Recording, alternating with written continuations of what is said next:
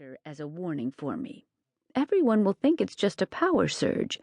Then, a minute later, turn off the lights altogether and remove the fuse, okay? And what will you be doing while I'm playing with the fuse box? I'll be at the table distracting Despard and trying to find a way to ease him out of the picture. Distracting? Julio frowned. I hope you don't mean what I think you mean. You wouldn't know how to handle a man like Despard. Oh, Julio, I said distract, not seduce. It shouldn't be all that difficult to divert the man for 10 minutes. He's made a pass at me almost every time he's been at the cottage. She made a face. Not that I'm anything special. He probably makes a pass at every woman under 80.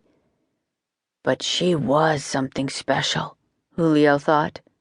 Warm and loving, with a clear, bell-like honesty that he had never known in any other woman. The idea of Despard so much as laying a hand on her made him a little sick. I don't like it. You shouldn't even be in a bar like that.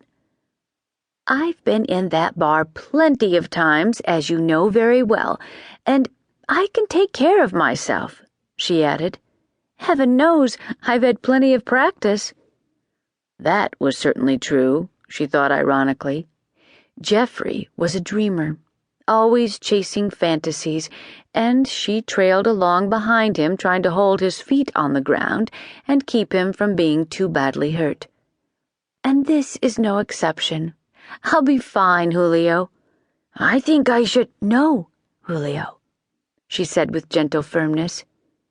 We'll do it the way I said. As soon as the lights go out, you dash around to the front door and come inside. I'll need help getting Geoffrey out of there. Until then, I want you to be as invisible as possible. She grinned impishly as her gaze traveled over his massive shoulders and intimidating bulk. That should be enough of a challenge for you. Kate, he's too... It's the only plan we've got, she interrupted. She looked at her watch again. 10 minutes, remember. She started across the street without giving him a backward glance. Julio would keep her out here all night arguing, and it would only end the same way. As she had told him before, they were caught between Scylla and Charybdis. The interior of the crowded bar was dim. The odors of whiskey and sweat mingled with the acrid sweet aroma of marijuana. She paused a moment beside the long polished oak bar that was Hector Alvarez's pride and joy, her eyes searching anxiously around the room for the familiar gray-streaked head. A woman at the corner table was lushly attractive and vaguely familiar, Kate noticed. Perhaps she'd even met her. Geoffrey liked company while he drank, and the more attractive the company, the better. But the man the woman was with tonight certainly wasn't Geoffrey, though he looked as if he might be an American. He was dressed in black jeans and a short-sleeved knit shirt that was either navy or black. It was hard to tell in the dim light.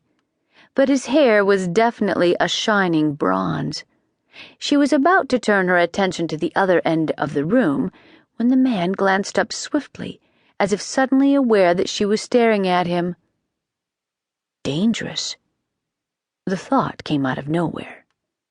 There was a reckless curve to his well-shaped mouth, and his smile had a mocking deviltry that was obviously very appealing to the bar girl next to him. His eyes narrowed on her, and a thrill of uneasiness surged through her. She glanced away. How stupid she was being. For a moment, she'd actually felt more threatened by that stranger than she'd ever been by Ralph Despard. It must be because her nerves were stretched taut, that her imagination was running away with her. She finally spotted Despard in the far corner. No wonder she hadn't seen Geoffrey, she thought gloomily. He was slumped forward, his curly head resting on the table. That was all she and Julio needed to make the situation perfect, a totally unconscious Geoffrey. Well, they just have to cope. Hector lets me use